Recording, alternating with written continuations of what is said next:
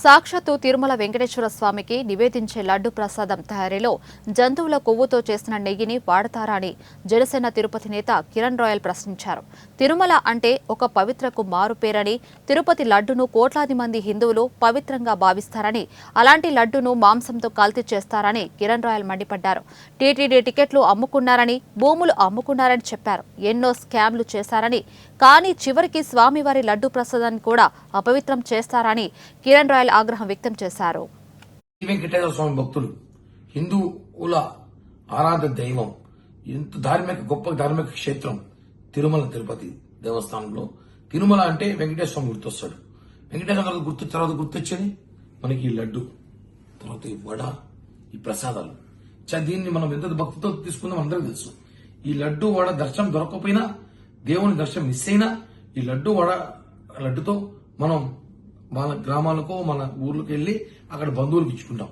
అటువంటి పవిత్ర క్షేత్రం తిరుమల.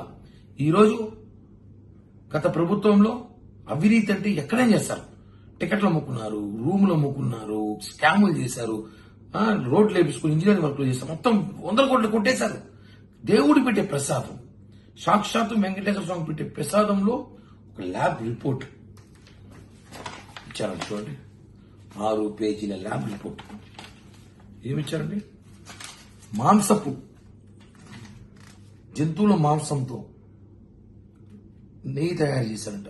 అంటే డాల్డా నది నెయ్యి, అంటే ఒరిజినల్ నెయ్యి. వెంకటేశ్వర స్వామికి గతం ఎన్నో సంవత్సరాలుగా నెయ్యితో లడ్డు చేసేవారు. నాణ్యత. ఒక లడ్డు వారం రోజులు 10 రోజులు ఉండేది.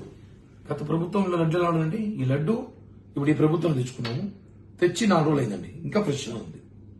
ఇంకా ఇప్పుడు ఈ గవర్నమెంట్ వచ్చాక ఇదే లడ్డు గత ప్రభుత్వంలో కనీసం 2వ రోజుకి చెడిపోయేది.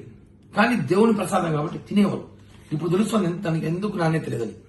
1 లీటర్ నెయ్యి దాదాపు 800 నుంచి 1000 రూపాయలు దాకా ఉంటుంది ఒరిజినల్ నెయ్యి. మీరు 150-200 నెయ్యి ఇచ్చేసి 100 కోట్ల స్కామ్ అండి.